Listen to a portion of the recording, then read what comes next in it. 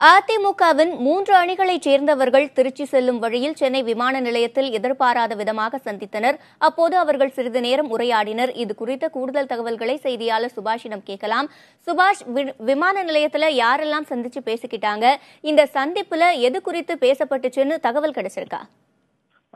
நிச்சயமாக சிவரஞ்சனி, இந்த பன்னீர்செல்வம் சார்பாக அவர்கள் அணி அதிமுக புரட்சித் தலைவர் அம்மா அணி சார்பாக இன்று சிவகாசியில் செயல் வீரர்கள் வீராங்கனை கூட்டம் நடக்கிறது. அதற்கு முன்பாக திருச்சி மூலமாக திண்டுக்கல்லில் ஒரு நிகழ்ச்சியில் பங்கேற்று அவர் இன்று மாலை சிவகாசி செல்கிறார். இதுதான் அவர் பயண திட்டமாக இருந்தது. இதற்காக இன்று காலை சரியாக 9:30 மணி அளவில் விமான நிலையத்திற்கு வந்த அவர் விஐபி லான்ச் என்று சொல்லக்கூடிய வரக்கூடிய முக்கியஸ்தர்கள் யாரேனும் முன்கூட்டியே வந்துவிட்டால் அவர்கள் தங்குவதற்கான சிறிது நேரம் ஓய்வெடுப்பதற்கான ஒரு அறை இருக்கிறது. அந்த அறையில் அவரும் முன்னாள் அமைச்சர் நத்தம் விஸ்வநாதன், அவர் அணியை சார்ந்த முன்னாள் அமைச்சர் நத்தம் விஸ்வநாதனும் இருந்தார்கள்.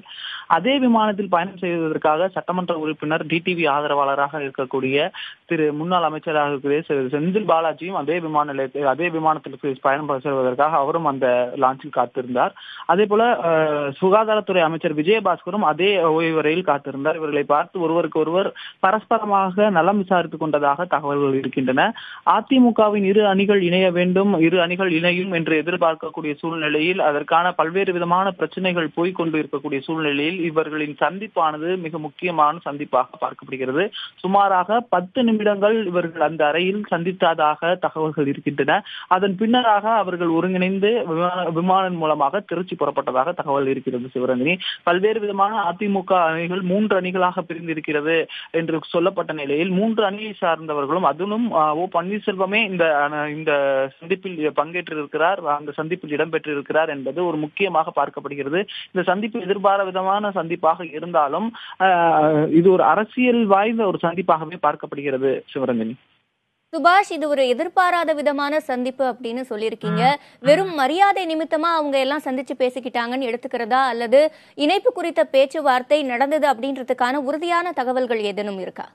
அதற்கான உறுதியான தகவல்கள் எதுவும் இல்லை. எதிர்பாராத விதமான சந்திப்பாக இருந்த பட்சத்திலும் இது அரசியல் ரீதியான சந்திப்பாகத்தான் நாம் பார்க்க வேண்டும். ஏனென்றால் அண்மை காலமாக இரு அணி தலைவர்களும் சந்தித்துக் கொள்வார்கள், முதலமைச்சரும் முன்னாள் முதலமைச்சரும் சந்தித்துக் கொள்வார்கள், இரு அணிகளும் இணைந்துவிடும், அப்படி என்றெல்லாம் பல்வேறு விதமான வியூகங்கள் எல்லாம் இரு அணிகளும் வகுத்து வருகிறார்கள் என பல்வேறு கேள்விகள் எழுந்த நிலையில் டிடிவி தினகரன் அதிரடியாக அவர் சார்ந்த அவரை ஆதரித்திருக்கக்கூடிய அதிமுக நிர்வாகிகள் அவரை சந்தித்து பேசியிருந்தார்கள். அவர்களுக்கான பொறுப்பாளர் பட்டியல் எல்லாம் வெளியிடப்பட்டிருக்கிற சூழ்நிலையில் இந்த சந்திப்பானது நடைபெற்றிருப்பதை நாம் அரசியல் சந்திப்பாகத்தான் பார்க்க வேண்டும். இது ஒரு நட்பு ரீதியான சந்திப்பாக இருந்தாலும், ஏனென்றால் இவர்கள் அனைவருமே ஒரே அமைச்சரவையில் அமைச்சர்களாக ஏற்கனவே இருந்தவர்கள்.